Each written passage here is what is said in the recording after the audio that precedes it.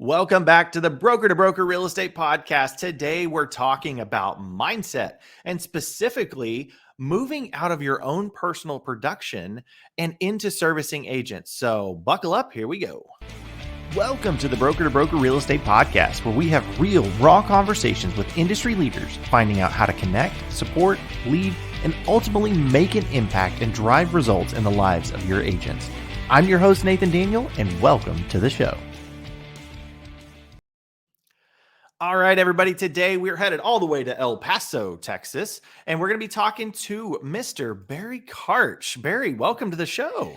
Good morning, Nathan. Thank you for having me. Yeah, absolutely. I'm excited that you're here. And so if you have not heard of Barry yet, he actually runs a podcast called the Real Estate Unsalesperson Podcast. And I was connected with Barry through one of our partners here at the locker room. And I was referred to you and we started having a conversation. I was like, you've got to be a guest on the show. So thank you for coming on today and talking about mindset and moving out of production. I appreciate it. Yeah, thanks for having me. I'm looking forward to this. Yeah. Well, before we get started and diving into the topic of the day, I always want to open this up and allow everybody out there listening to hear from you, right? Who are you? Who is Barry? Tell us about your past and your history inside of real estate. And what do you do now? Okay, sure. Well, I have been a realtor for 36 years and I am the broker owner of a company, but it wasn't an expected career for me. It was kind of unlikely how I got here. So let me just go back to the beginning. I was a student in college. I went to the University of Texas at Austin, and I was a pretty good student. I got A's and everything. I was kind of a studious guy. So I pretty much I was lucky that I could have done pretty much whatever I wanted, but I didn't really have any passion for anything, which was the downside. I didn't know what I wanted to do. Kind of my early 20s, I don't know, for me, it was hard to know what direction I wanted to go in my life. I'm always jealous of people that know exactly what they want to do when they get out there, but I wasn't one of those people. So, not knowing what to do, my parents had a real estate company in El Paso and they did quite well at it. So I decided I would follow their footsteps because I couldn't come up with anything else that I wanted to do instead. So it's kind of an unlikely realtor. But I did enjoy it. And still am enjoying it. So I don't want to give the impression that I didn't enjoy the career. It's been a great career. It's been really good. I think I kind of lucked into it. I think I've enjoyed it more than I probably would have enjoyed most any other career. And as I've done it, not only did I not expect to be in the career, but I kind of thought I was an unlikely type of person to be a realtor, being that I'm a quieter person. I'm an introvert. I'm not real salesy, not real aggressive or pushy. Probably not what your average person would expect a realtor to be like. If you met me in a room with a bunch of people, I'd probably be the last person you thought would be a realtor. Yet, I've done it and I've done it fairly successfully for a long time. And I've come to find over my career that being an introvert has a lot of positive characteristics and qualities that's really worked and has led to my success. So, that's kind of a little synopsis of where I came from and where I'm at now. Yeah, well, and I know we recently had another guest on the show, Ashley. Shout out to you, Ashley Harwood. I know y'all have had conversations too about Oh, this, yes, but you we said have. you've been in the business now, and if you're okay, I'm throwing it out there. You've been in the business for over 30 years, right? And I so have. you say Yeah. you were successful, like now you were successful because that's a long-term career in real estate. It was 30 plus years. So thank you for your service, Yeah. and giving back to the industry now.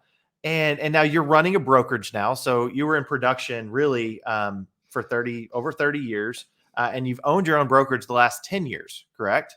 Yes, that's right. I've seen all kinds of markets over the 36 years, of course. All different things happen, and I've survived through them all. Actually, pretty much thrived through most of them.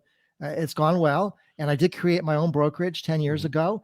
And at that time, the brokerage I created, what made us different was we were a virtual brokerage network, which today may not be so groundbreaking, but 10 years ago it was. There were very, very few virtual companies at that time. Mhm. Okay. So, why, like why 10 years ago did you say, hey, I'm going to start a virtual company? Because the technology came about, I found myself that I was rarely in the office. I rarely used the office. I was either out in the field with clients doing business, or I was doing my prep work, behind the scenes work at home. I preferred not to be in the office because in the office there were so many interruptions. I could just get more done at home and do my research, make my phone calls, do whatever I had to do. So the technology, like I mentioned, was available at that time. So I started to think, you know what? If we did away with the office, we did away with all the overhead, then my agents could get much better commission splits, and I could still make money without much risk because I didn't have any overhead to meet. So it was kind of a win-win. So I got kind of excited about that idea, and there wasn't really anyone else doing it at the time. So I decided I'd go ahead and make that jump. And like I said, there wasn't really much downside with no overhead. Okay, so you just made it, you're adapting to change, right?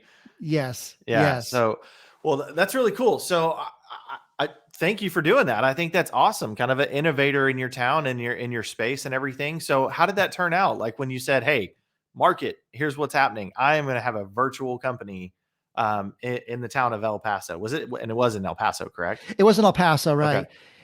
It went well. It went well. I was a little scared at first. I remember I had a listing appointment maybe 2 days after I started my own company.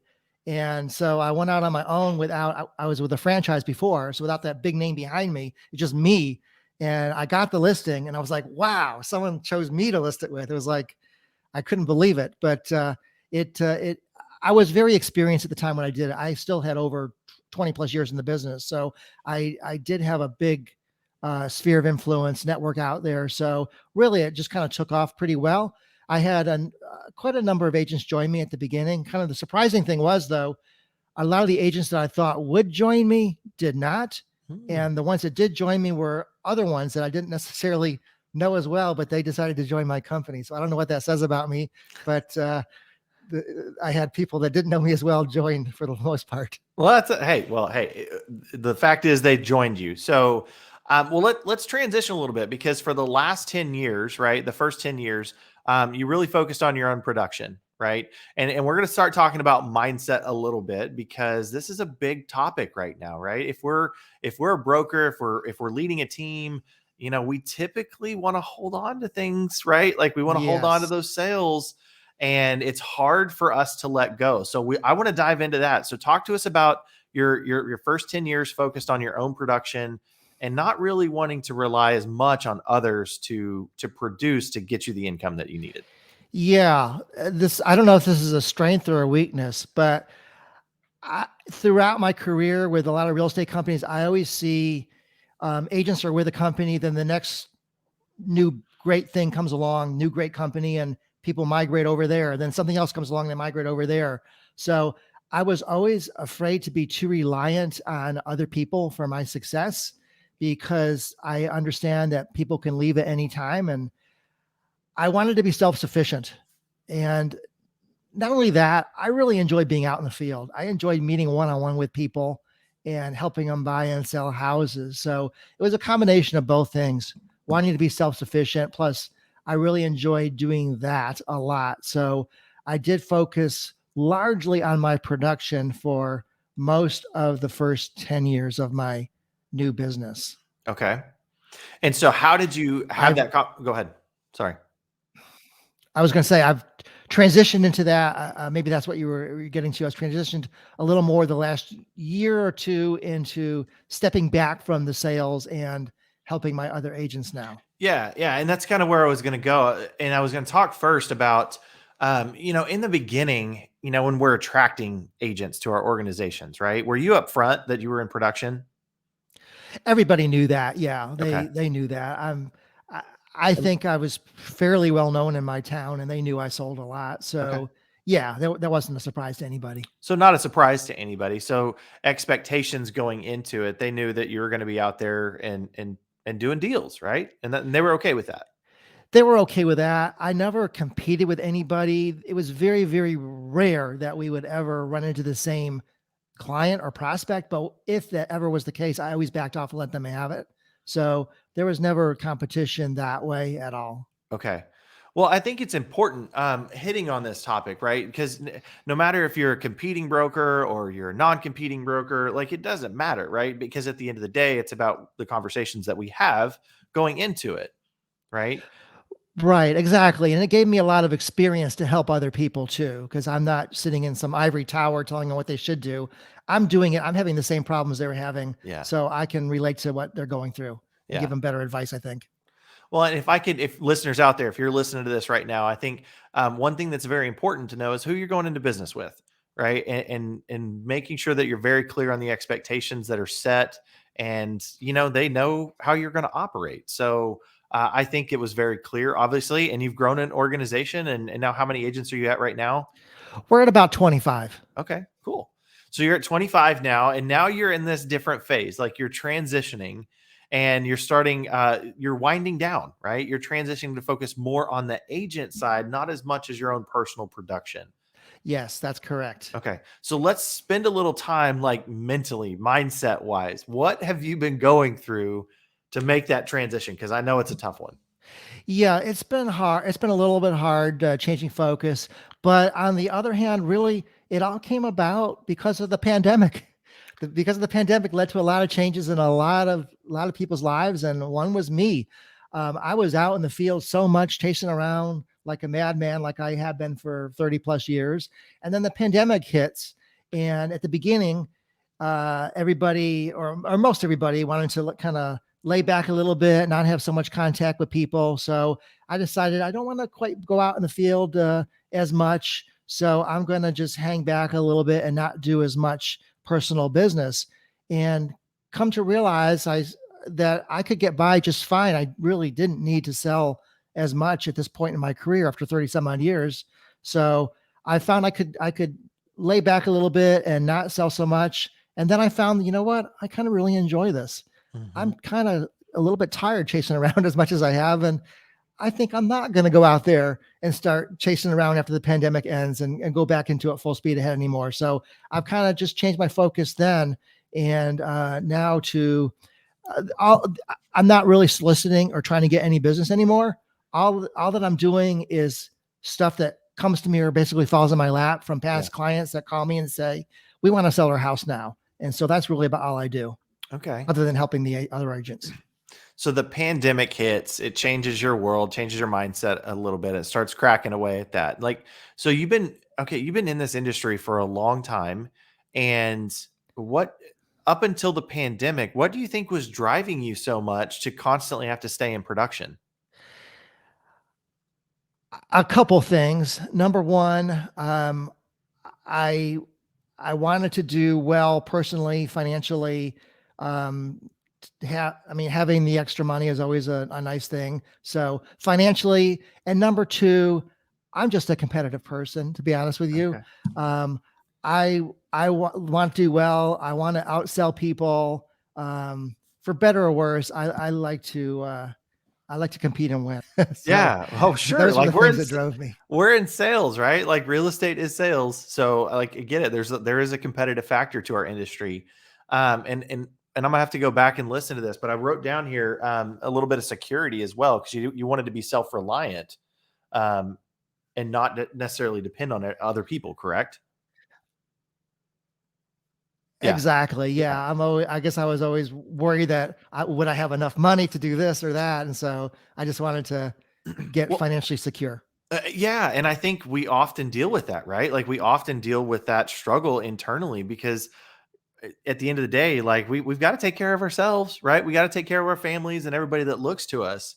So, listeners, if you're hearing that, it's okay. It's okay if you look internally to take care of yourself first.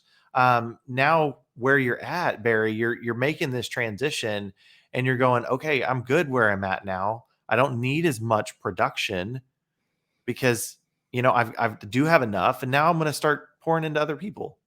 And so tell Right. us about what that transition looks like. And now that you've kind of phased through COVID and the whole pandemic and everything, talk to us about that. Yeah. So now I'm focused on helping my other realtors increase their production and handle any issues that come up. And before I was so busy, I would always take their calls and be glad to help them. But sometimes it was difficult because I was busy doing other stuff. But now I love it when I get calls from my agents because I really don't have too much else going on. So it's nice to get to talk to them and see what's going on and help them. So it's rather than, I don't want to call it inconvenience, but rather than being uh, tr- uh, hard to do because I was busy doing other things. Now it's a pleasure helping and talking to other people. So that's been the difference in the mindset. I just have much more time for it now and really enjoying it. Yeah. Well, and are you getting a sense of fulfillment out of it? Like when you see people win? I am. I'm proud of my people. I really enjoy everyone on my team. I'm fairly particular on who I work with. And so I do enjoy talking to them all. If I didn't, I wouldn't have them on the team. But yeah, I enjoy seeing them do well and being there for them. And I don't want to let them down. I want to be there for them and help them. Okay. So one other question I want to ask is talk to our listeners right now and help somebody if they're going through this, like say in the last 6 months, like the greatest lesson that you've learned or breaking through this mindset shift that you've had from going from production into really supporting and your agents. Like what's the best advice that you would give? The best advice I give to making the transition from production to agents would be to number one, enjoy yourself, enjoy the journey. That was something I always was looking for another mountain to climb. I have to accomplish this and then I'll be happy when this happens, or I got to accomplish this and then I'll be happy. I'm learning to enjoy the journey more, and every day is a blessing and a pleasure. So learn to enjoy where you're at, because real estate's all about the journey, not the destination. So enjoy that and just take a lot of pleasure from your people, get pleasure from them rather than yourself, what they do and the support you give and their happiness. So learn to take pleasure from your people. Wow, that's good. That's really good. Enjoy the journey. It's not necessarily always about the destination. So I like that. Well, all right. So everybody, if you're listening right now, we're talking to Barry Karch, and Barry, you run a podcast. I do want to spend a minute talking about this too. You run a podcast called the Real Estate Unsalesperson Podcast. Tell us a little bit about the podcast. Yeah. As I mentioned at the beginning, looking back on my career, I've thought I was kind of an unlikely person to be a realtor, but I found that being quieter, unsalesy, or an introvert has been a plus in my career. It's really worked well. That's led to a lot of my success. So I created the podcast to encourage people that are questioning, do I have what it takes to be successful in real estate? Can I do it? Am I outgoing enough? Can I do business? So my podcast is to encourage them that yes, you can, and you actually have the traits to be very successful. So that's what it's all about. I like it. I like it. Talking about some uncomfortable things, and it's okay to be yourself, right? Like I know I've got my sign behind me here that says be you and be real. So be yourself, be real and own it. Like it's okay. It's okay. And you've embraced that. You've had an amazing career. And now you're pouring back into your agents and into our industry with this podcast. So if somebody wanted to tune into the podcast, where can they go? Where can they go to find more? Well, it's available pretty much wherever you'd listen to podcasts. It's on Apple, Spotify, Google, Amazon, or you can go to the website, therealestateunsalesperson.com, and find it there also. Awesome. All right. Well, everybody, we've been talking to Barry Karch. Barry, thank you so much for being on the show today, pouring into us, talking about mindset, making that shift, now pouring into agents and enjoying the journey along the way. I really appreciate you being on the show today. Thanks, Nathan. It was a pleasure. Thanks for having me. Thank you for tuning in to this episode of the Broker to Broker Real Estate Podcast. If you like what you heard, make sure you subscribe to the channel. For more information, tools, and resources, go to www.brokertobrokerpodcast.com, and always remember, be you and be real. We'll see you on the next episode.